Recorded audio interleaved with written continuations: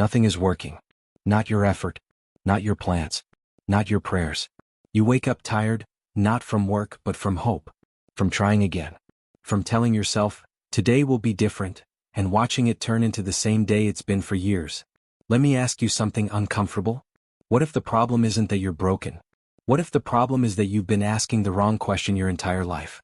Before we go any further, if you've ever felt stuck, lost, or silently frustrated with where your life is going, make sure you subscribe to this channel and turn on the bell notification.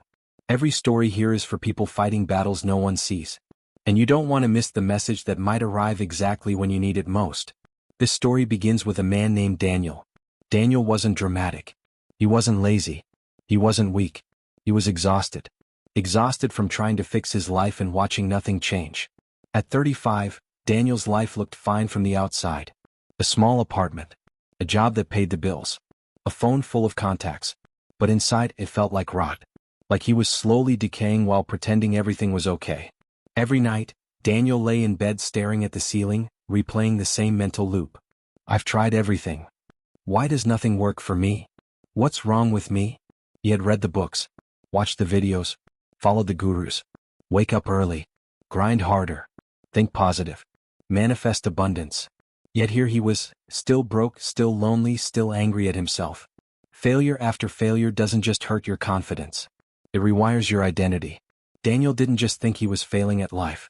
He believed he was a failure. At work, he nodded through meetings, pretending to care. At home, he scrolled endlessly, numbing himself. On weekends, he avoided friends because every question felt like an accusation. So, what's new with you? Nothing. Absolutely nothing. The worst part wasn't the lack of success. It was the quiet shame. The kind that whispers, other people figure it out. Why can't you? Daniel started to believe a dangerous lie. Some people are meant to win. Some are meant to struggle. I know which one I am. And that belief slowly kills you. Not physically, mentally. You stop dreaming. You stop expecting. You stop trying, while still feeling guilty for not trying enough. One night, sitting alone in his kitchen, Daniel stared at a bill stamped with red letters, "Final Notice." He laughed. Not because it was funny. Because at some point, pain becomes familiar. He whispered to the empty room, "I don't know what else to do." That sentence, right there, is where millions of lives pause. Not because they've hit rock bottom, but because they've hit confusion. Daniel wasn't resisting effort. He was resisting disappointment. Every attempt felt like emotional Russian roulette. Try again, fail again, hate yourself again. So he stopped asking, "How do I fix my life?" and started asking the question that kept him trapped. Why does nothing ever work for me? That question felt logical. But it was poison. Because the questions you ask determine the life you live. Daniel didn't know it yet, but he was interrogating himself like an enemy, instead of guiding himself like a leader. Here's something no one tells you. When nothing is working, it's usually not because you're doing nothing. It's because you're doing the same thing, again and again, expecting a different outcome. Same thoughts. Same reactions. Same coping mechanisms. Same excuses dressed up as reasons. Daniel wasn't failing forward. He was failing in circles. And circles feel like movement. Until you realize you're still in the same place. That night, Daniel didn't cry. He didn't scream. He just sat there, numb, asking himself the same question he had asked for years. Why is my life like this? But something was about to interrupt that pattern. Not a miracle. Not motivation. Not luck. A single question, asked at the right moment, was about to break the loop that had trapped him for over a decade. And once you hear that question, you might never think the same way again. Because what if your life hasn't changed, not because you're incapable, but because you've never been taught what to ask when everything falls apart? The next morning didn't feel like a turning point. It felt ordinary, heavy, quiet. Daniel woke up before his alarm, not because he was motivated, but because his mind wouldn't shut up. Same thoughts. Same pressure in his chest. Nothing is working. He sat on the edge of his bed, staring at the floor, feeling that familiar battle begin inside his head. One voice said, "Get up. Try again. Do something." Another voice answered, "Why? So you can fail again?" This is where most people think the problem is discipline. It's not. The real problem is the war inside your own mind. When effort feels dangerous because disappointment hurts more than regret. Daniel dragged himself through the day. Work blurred past him. Emails unanswered. Conversations half-heard. His body was present, but his mind was somewhere else, somewhere darker. On his lunch break, instead of eating, he wandered into a small park near his office. He didn't plan to. His feet just took him there. Maybe because it was quiet. Maybe because he didn't want to be seen. He sat on a bench, head down, elbows on his knees, staring at the ground like it had answers. That's when an old man sat beside him. No dramatic entrance. No mystical glow. Just an ordinary man with gray hair, worn shoes, and eyes that had seen too much life to rush it. They sat in silence for a moment. Then the old man spoke. "Looks like you're carrying something heavy." Daniel almost laughed. "If only you knew." "I'm fine," Daniel said automatically. The lie came easy. He'd practiced it for years. The old man nodded. That's what people say when they're tired of explaining. That sentence landed harder than Daniel expected. Something inside him cracked. "I don't get it," Daniel said quietly. "I've tried. I've really tried. But no matter what I do, nothing works." The old man didn't rush to respond. He looked ahead, not at Daniel, as if he was remembering something painful. "Can I ask you something?" he finally said. Daniel shrugged. "Sure. Not like anything else is helping." The old man turned and asked a question Daniel had never heard before. "What do you do, right before you give up?" Daniel frowned. "What do you mean?" "I mean," the old man said calmly, "everyone talks about the moment they fail. But the real truth is hidden in the moment before they quit. What happens there?" Daniel opened his mouth, then stopped. His mind flashed scenes he had never examined closely. The moment he avoided the hard call. The moment he chose distraction over discomfort. The moment he delayed one more day, again. "I get overwhelmed," Daniel admitted. "I panic. I feel like whatever I do won't matter." The old man nodded as if this confirmed something. "So when life challenges you," he said, "you don't ask, 'What should I do now?' You ask." Daniel finished the sentence unconsciously. "Why is this happening to me?" The old man smiled, not kindly but knowingly. "That," he said, "is the question that keeps people stuck forever." Daniel's chest tightened. "What's wrong with that question?" "Everything," the old man replied gently. "Because that question assumes the problem is you." Daniel felt defensive. "Well, isn't it?" The old man shook his head. "No. The problem is the lens you're looking through." He picked up a small stick and drew a circle in the dirt.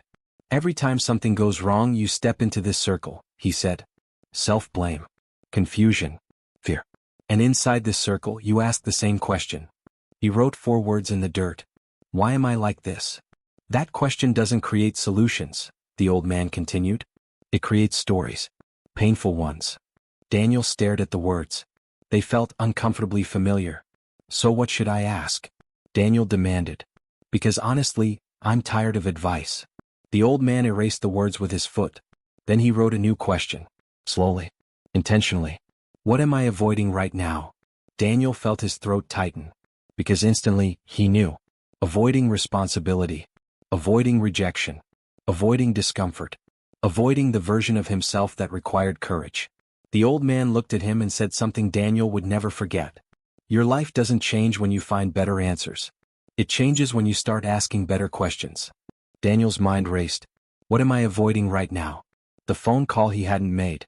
The skill he hadn't learned. The fear he hadn't faced. He realized something terrifying. He wasn't stuck because life was unfair. He was stuck because he was negotiating with fear and losing. "But what if I fail?" Daniel asked quietly. The old man didn't hesitate. "You will," he said. Daniel's stomach dropped. "But failing isn't the enemy," the old man continued. "Avoidance is. Because every day you avoid the hard thing, fear gets stronger, and you get smaller." Silence filled the space between them. The old man stood up, brushed off his pants, and left Daniel with one final sentence. "Ask yourself the right question tonight. Then be brave enough to answer it with action." Daniel sat alone on that bench long after the man was gone. For the first time in years his problem felt clear. Not easy, not solved, but clear. That night, lying in bed, Daniel didn't ask, "Why is my life broken?" He asked a different question. A dangerous one. A question that would force him to act, or finally admit the truth. And once you ask this question, you can't unsee the answer. The question wouldn't leave Daniel alone. What am I avoiding right now? It followed him into the morning, into the shower, into traffic, into work. It wasn't loud. It didn't scream. It whispered. And whispers are harder to escape than noise. Daniel realized something uncomfortable. The question didn't demand motivation. It demanded honesty. And honesty felt dangerous. Because deep down he already knew the answer. He was avoiding one thing above all else: responsibility for his own direction. That evening, Daniel sat at his kitchen table with his laptop open. He didn't know exactly what he was going to do. He only knew what he wouldn't do anymore: distract himself. No phone. No scrolling. No excuses. His hands hovered over the keyboard. His chest tightened. This is stupid, his mind said. You've tried before. You'll fail again. This is what growth actually feels like. Not confidence, not excitement, but resistance. Your brain fighting to keep you safe by keeping you small. Daniel took a deep breath and asked the question again. What am I avoiding right now? The answer came immediately. The email he hadn't sent. The application he never finished. The uncomfortable reach for something better. He picked one thing. Just one. Not a life overhaul. Not a motivational fantasy. One action. He opened the email draft he'd been avoiding for months. The one to apply for a training program that scared him because it exposed his lack of skill. His finger hovered over send. His heart raced. If I send this, he thought, I might get rejected.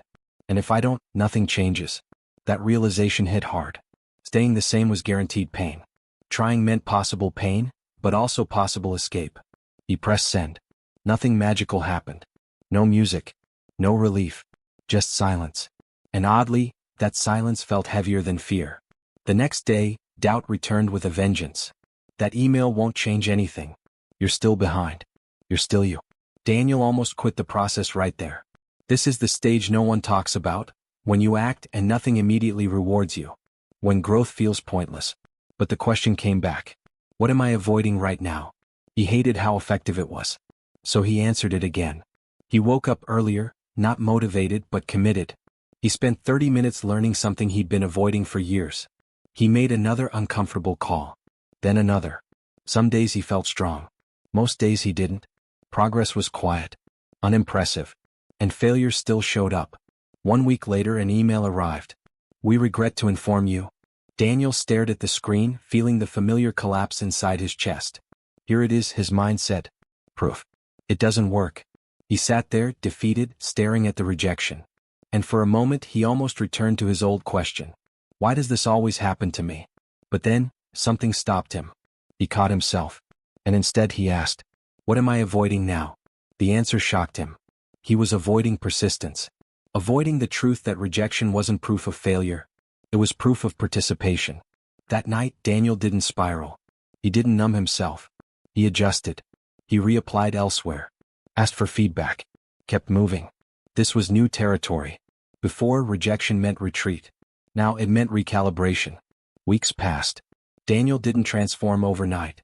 His life wasn't suddenly perfect. But something inside him had changed.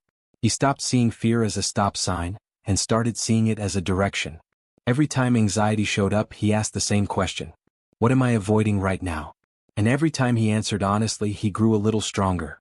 Not happier. Stronger. That matters more. Then came the real test. Daniel received an invitation, an interview for a role he never believed he deserved. It wasn't a dream job, but it was a step forward. The day before the interview, old patterns returned. His chest tightened. His thoughts spiraled. You'll embarrass yourself. They'll see you don't belong. He nearly canceled. His finger hovered over the keyboard, ready to run. And that's when he realized something terrifying. This wasn't about the job. This was about whether he would betray himself again. He whispered the question out loud. What am I avoiding right now? The answer was immediate. He was avoiding showing up as the man he was becoming, because it was easier to be the man he had already failed as. Growth demanded courage. And courage demanded risk. Daniel closed the laptop. He showed up. The interview wasn't perfect. He stumbled. He hesitated. He answered honestly instead of impressively. When it was over, he didn't feel victorious. He felt exposed. And that scared him more than failure ever had. Because exposure meant change was real now. Days passed. No response. Then an email arrived. Daniel stared at the subject line, afraid to open it. This moment felt heavier than all the failures before. Because now, success was possible. And success changes everything. He took a breath. And clicked. Daniel opened the email slowly. Not because he was scared of rejection. But because he was scared of what acceptance might demand from him. We'd like to move forward. He stopped reading. His hands trembled. His breath caught in his throat. For a moment there was no celebration, no jumping, no relief, just silence. Because something deeper had already shifted. The job offer mattered, but it wasn't the victory. The real victory had happened weeks earlier, the first time Daniel chose not to run from discomfort. That's when his life changed. See, most people think transformation looks loud. Like success. Like applause. Like before and after photos. But real transformation is quiet. It looks like a man sitting alone at a kitchen table, choosing responsibility over distraction. It looks like someone asking a better question instead of begging for a better outcome. Daniel accepted the offer. His life didn't magically become easy after that. He still felt fear. He still doubted himself. He still had bad days. But here's what changed. He stopped asking questions that made him feel powerless, and started asking questions that forced him to grow. Whenever life hit him, a setback, a fear, a moment of doubt, he returned to the same question. What am I avoiding right now? That question became his compass. When he felt stuck, it pointed to action.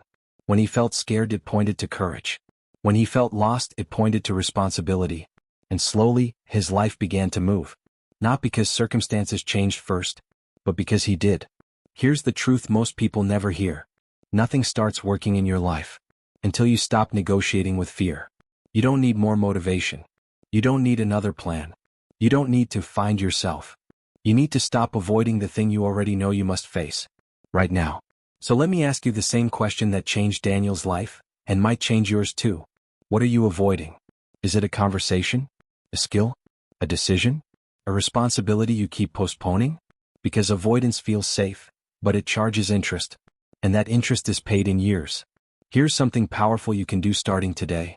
Just once a day when you feel stuck, anxious, or overwhelmed, pause and ask yourself, what am I avoiding right now? Then do the smallest version of that thing. Not the perfect version. Not the heroic version. The honest one. That's how momentum is built. Action doesn't follow confidence. Confidence follows action. And one more thing, this is important. Stop measuring your life by results alone. Results are delayed. Growth is immediate. If today you face something you avoided yesterday, you are winning. If today you showed up where you used to disappear, you are winning. Daniel didn't become unbreakable. He became honest. And honesty is far more powerful than motivation. Because motivation fades. Honesty confronts. And confrontation creates change. So if nothing feels like it's working right now, don't panic. That might be the moment life is inviting you to ask a better question, not to quit. Remember this line. Write it down if you have to. Your life doesn't change when you get better answers. It changes when you ask better questions. If this story spoke to you, if it felt uncomfortably familiar, subscribe to this channel and turn on the bell notification. These stories are for people who are ready to stop repeating the same patterns and start building something real. And if you know someone who feels stuck, lost, or quietly frustrated with their life, share this with them. Because one question, asked at the right moment, can change everything. You don't need a new life. You need a new question. Ask it today.